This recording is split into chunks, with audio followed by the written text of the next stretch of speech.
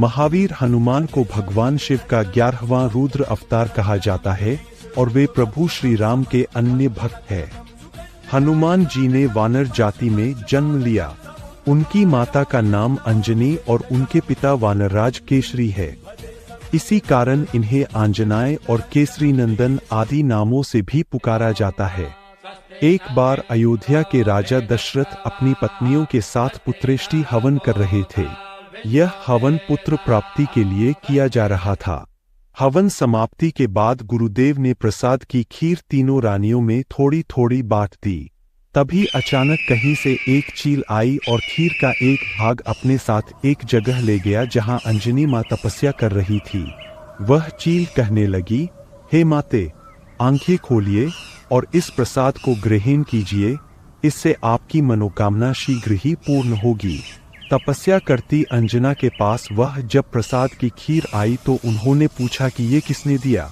तब उस चील ने कहा कि आप इसे महादेव का आशीर्वाद समझे माते और ग्रहण कीजिए। उसे शिवजी का प्रसाद समझकर अंजना मां ने उस प्रसाद को ग्रहण कर लिया। इसी प्रसाद की वजह से हनुमान का जन्म हुआ था। अगले दिन जब मां अंजनी एक पर्वत पर खड़ी थी और उस समय सूरज डूब रहा था, अंजनी डूबते सूरज की लालिमा को निहारने लगी। इसी समय तेज हवा चलने लगी और उनके वस्त्र उड़ने लगे। हवा इतनी तेज थी कि वो चारों तरफ देख रही थी पर कहीं कोई दिख नहीं रहा था। उन्हें कोई दिखाई नहीं दिया। हवा से पत्ते भी नहीं हिल रहे थे।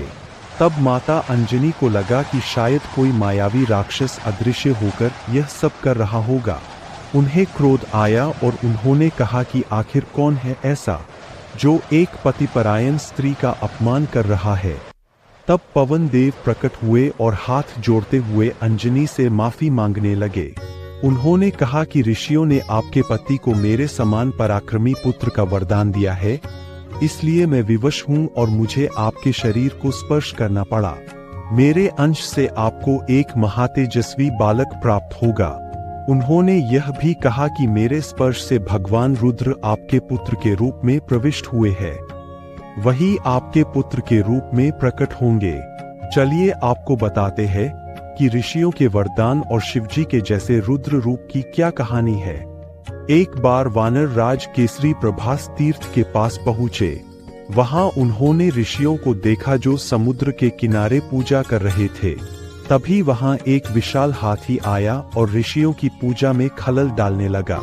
सभी उस हाथी से बेहद परेशान हो गए थे। वानर राज केसरी यह दृश्य पर्वत के शिखर से देख रहे थे। उन्होंने विशालकाय हाथी के दांत तोड़ दिए और उसे मृत्यु के घाट उतार दिया। ऋषिगण वानर राज से बेहद प्रसन्न हुए और उन्हें इच्छानुसार रूप धारण करने वाला, पवन के समान पराक्रमी तथा रुद्र के समान पुत्र का वरदान दिया। ये तो थी ऋषियों के वरदान वाली बात। अब सुनिए शिवजी का अंश कैसे आया। ये बात तब की है कि समुद्र मंथन के बाद जब भगवान शिव ने भगवान विष्णु का मोहिनी रूप देखने की इच्छा जताई थी, जो उन्होंने समुद्र मंथन के दौरान देवताओं और असुरों को दिखाया था, उनकी बात का मान रखते हुए भगवान विष्णु ने मोहिनी रूप धारण कर लिया। भगवान विष्णु का आकर्षक रूप देखकर शिवजी आकर्षित होकर कामातुर हो गए और उन्होंने अपना वीर्य गिरा दिया और उसे ही उस समय पवनदेव ने वानर राज केसरी की पत्नी अंजना के गर्भ में प्रविष्ट कर दिया था। कुछ समय पश्चात पवन देव का कथन सत्य हुआ। कार्तिक मास के कृष्ण चतुर्दशी के दिन महादेव के रुद्र अवतार हनुमान जी का जन्म वानर राज के यहाँ माता अंजनी के उदर से हुआ था। जबकि चैत्र मास की पूर्णिमा तिथि को भी हनुमान जी का जन्मोत्सव मनाया जाता है। वहीं वाल्मीकि रामायण के अनुसार कार्तिक मास की चतुर्दशी तिथि को हनुमान जी का जन्म हुआ था। समय बीतने लगा। ऐसे ही एक रोज हनुमान जी को जोर की भूख सताने लगी। उन्होंने अपनी माता अंजनी जी से कहा, माते श्री, हमें बहुत जोरों की भूख लगी है, हमें कुछ खाने को दो न। मां ने कहा, तनिक ठहरो पुत्र, मैं अभी एक अत्यंत स्वादिष्ट फल लाती हूं अपने पुत्र के लिए। लेकिन मां अंजना को आने में विलंब हो गया था। हनुमान जी से भूखा रहा नहीं जा रहा था। इसी दौरान हनुमान जी की नजर एक पेड़ से होते हुए लाल सूर्य पर पड़ी। वह सोचने लगे, अरे वाह, फल, यह तो कितना लाल फल है, ये तो खाने में भी अत्यंत स्वादिष्ट होगा, निश्चित ही यह बहुत मीठा होगा। उन्होंने सूर्य देव को फल समझ लिया था। इसके बाद वह वायु की गति से सूर्य भगवान को खाने के लिए बढ़े। ये देखकर सभी देवता घबरा गए और इंद्र के पास गए। इंद्रदेव ने हनुमान जी को रोकने के लिए उनके मुख पे अपने वज्र से प्रहार किया, जिसके बाद हनुमान जी बेहोश होकर धरती पर गिर पड़े। वज्र के प्रहार से उनका जबड़ा टूट गया, जिससे उनका नाम हनुमान पड़ गया। हनुमान जी पवन पुत्र भी कहलाते हैं। ऐसे में जब पवन देव को हनुमान जी पर वज्र के प्रहार की बात पता चली तो उन्होंने समस्त संसार की वायु रोक दी। वायु रुकने से पूरे संसार में हाहाकार मच गया। यह देखकर ब्रह्मा जी हनुमान के पास पहुंचे और हनुमान को अपने आशीर्वाद से होश में लाए। इसके बाद पवन देव ने संसार में दोबारा से वायु का संचार शुरू कर दिया। हनुमान जी के होश में आने के बाद सभी देवताओं ने उन्हें अपनी अपनी शक्तियां प्रदान की। सूर्य देव ने हनुमान जी को अपने तेज का 7वां भाग और 9 विधाओं का ज्ञान दिया था। कुबेर जी ने हनुमान जी को गदा भेंट की और भगवान शिव ने किसी भी अस्त्र से मृत्यु नहीं होने का वरदान दिया था। ब्रह्मा जी ने हनुमान जी को इच्छानुसार शरीर का आकार बढ़ाने, घटाने और गति बदलने का वरदान दिया था। सभी देवी देवताओं के वरदान से हनुमान जी अलौकिक शक्तियों के स्वामी बने और उन्हें माता सीता ने राम भक्ति से प्रसन्न होकर अमरता का वरदान भी दिया था। संसार में किसी का भी कुछ नहीं होता। किसी को भी ख्वाहम ख्वाह अपना समझना मूर्खता है, क्योंकि अपना होते हुए भी कुछ भी अपना नहीं होता। इसलिए हैरानी होती है, घमंड क्यों, किस लिए, किसका। कुछ रुपए दान करने वाला यदि यह कहे कि उसने ऐसा किया है तो उससे बड़ा मूर्ख और कोई नहीं। और ऐसे भी है जो हर महीने लाखों का दान करते हैं, लेकिन उसका जिक्र तक नहीं करते, न करने देते हैं। वास्तव में जरूरतमंद और पीड़ित की सहायता ही दान है, पुण्य है। ऐसे व्यक्ति पर मां सरस्वती की सदैव कृपा बनी रहती है।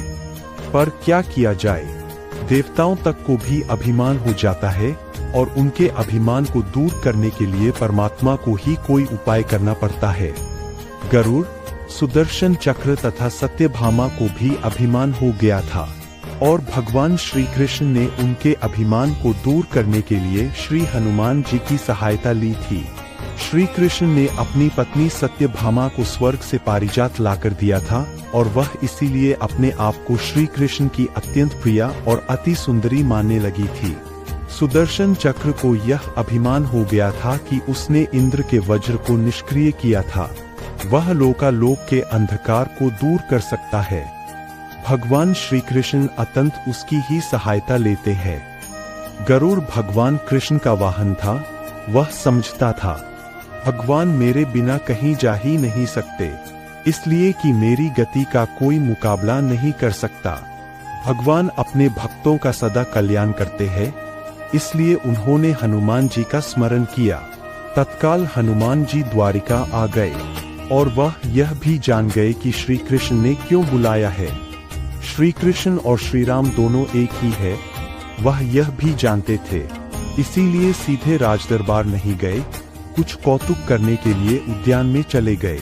वृक्षों पर लगे फल तोड़ने लगे, कुछ खाए, कुछ फेंक दिए, वृक्षों को उखाड़ फेंका, कुछ को तो तोड़ डाला, बाग वीरान बना दिया।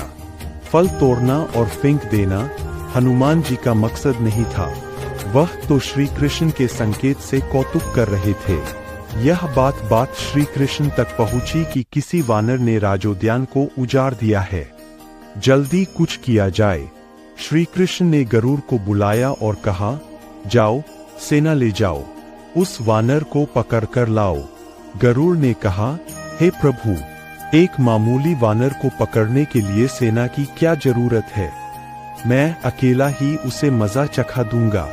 कृष्ण मन ही मन मुस्करा दिए, जैसा तुम उचित समझो, लेकिन उसे रोको जाकर। वे तत्काल गए और हनुमान जी को ललकारा, हे वानर, तुम बाग क्यों उजाड़ रहे हो, फल क्यों तोड़ रहे हो, चलो, तुम्हें श्री कृष्ण बुला रहे हैं। हनुमान जी ने कहा, मैं किसी कृष्ण को नहीं जानता, मैं तो श्री राम का सेवक हूँ। जाओ, कह दो अपने स्वामी से, मैं तो नहीं आऊंगा। गरुड़ क्रोधित होकर बोला, तुम नहीं चलोगे तो मैं तुम्हें पकड़कर ले जाऊंगा। फिर हनुमान जी ने कोई उत्तर नहीं दिया। गरुड़ की अनदेखी कर वह फल तोड़ने लगे।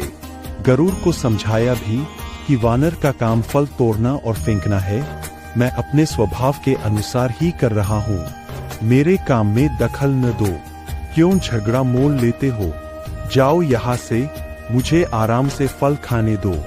गरुड़ नहीं माना। तब हनुमान जी ने अपनी पूंछ बढ़ाई और गरुड़ को दबोच लिया। उसका घमंड दूर करने के लिए कभी पूंछ को ढीला कर देते, गरुड़ कुछ सांस लेता, और जब कसते तो गरुड़ के मानो प्राण ही निकल रहे हो। हनुमान जी ने सोचा, भगवान का वाहन है, प्रहार भी नहीं कर सकता, लेकिन इसे सबक तो सिखाना ही होगा। पूंछ को एक झटका दिया और गरुड़ को दूर समुद्र में फेंक दिया। बड़ी मुश्किल से वह गरुड़ दरबार में पहुंचा। भगवान को बताया, वह कोई साधारण वानर नहीं है, मैं उसे पकड़कर नहीं ला सकता। यह सुन भगवान मुस्कुरा दिए। सोचा गरुड़ का घमंड तो दूर हो गया, लेकिन अभी इसके वेग के घमंड को चूर करना है। श्री कृष्ण ने कहा, हे गरुड़, हनुमान श्री राम जी का भक्त है, इसीलिए नहीं आया। यदि तुम कहते कि श्री राम ने बुलाया है तो फौरन भागे चले आते। हनुमान अब मलय पर्वत पर चले गए हैं। तुम तेजी से जाओ और उससे कहना, श्री राम ने उन्हें बुलाया है। तुम तेज उड़ सकते हो, तुम्हारी गति बहुत है, उसे साथ ही ले आना। गरुड़ वेग से उड़े, मलय पर्वत पर पहुंचे। हनुमान जी से क्षमा मांगी, कहा भी कि श्री राम ने आपको याद किया है, अभी आओ मेरे साथ, मैं तुम्हें अपनी पीठ पर बिठाकर मिनटों में द्वारिका ले जाऊंगा। तुम खुद चलोगे तो देर हो जाएगी, मेरी गति बहुत तेज है, तुम मुकाबला नहीं कर सकते। हनुमान जी मुस्कुराए, भगवान की लीला समझ गए और कहने लगे, तुम जाओ, मैं तुम्हारे पीछे ही आ रहा हूँ। द्वारिका में श्री कृष्ण राम रूप धारण कर सत्यभामा को सीता बना सिंहासन पर बैठ गए। सुदर्शन चक्र को आदेश दिया, द्वार पर रहना, कोई भी बिना आज्ञा के अंदर न आने पाए। श्री कृष्ण समझते थे कि श्री राम का संदेश सुनकर तो हनुमान जी एक पल भी रुक नहीं सकते, अभी आते ही होंगे। गरुड़ को तो हनुमान जी ने विदा कर दिया और स्वयं उससे भी तीव्र गति से उड़कर गरुड़ से पहले ही द्वारका पहुंच गए। दरबार के द्वार पर सुदर्शन ने उन्हें रोक कर कहा कि बिना आज्ञा आप अंदर नहीं जा सकते, अंदर जाने की मनाही है। जब श्री राम बुला रहे हों तो हनुमान जी एक क्षण विलंब सहन नहीं कर सकते। सुदर्शन को पकड़ा और मुंह में दबा लिया। अंदर गए, सिंहासन पर श्री राम और सीता जी बैठे थे। हनुमान जी समझ गए, श्री राम को प्रणाम किया और कहा, प्रभु, आने में देर तो नहीं हुई न? साथ ही कहा, प्रभु, माँ कहाँ है? आपके पास आज यह कौन दासी बैठी है? सत्यभामा ने सुना तो लज्जित हुई, क्योंकि वह समझती थी कि कृष्ण द्वारा पारिजात लाकर दिए जाने से वह सबसे सुंदर स्त्री बन गई है। सत्यभामा का घमंड भी चूर हो गया। उसी समय गरुड़ तेज गति से उड़ने के कारण हांफते हुए दरबार में पहुंचा। सांस फूल रही थी, थके हुए से लग रहे थे, और हनुमान जी को दरबार में देखकर तो वह चकित होकर रह गए। मेरी गति से भी तेज गति से हनुमान जी दरबार में पहुंच गए, वह भी लज्जा से पानी पानी हो गए। गरुड़ के बल का और तेज गति से उड़ने का घमंड चूर हो गया था। श्री राम ने पूछा, हे हनुमान, तुम अंदर कैसे आ गए?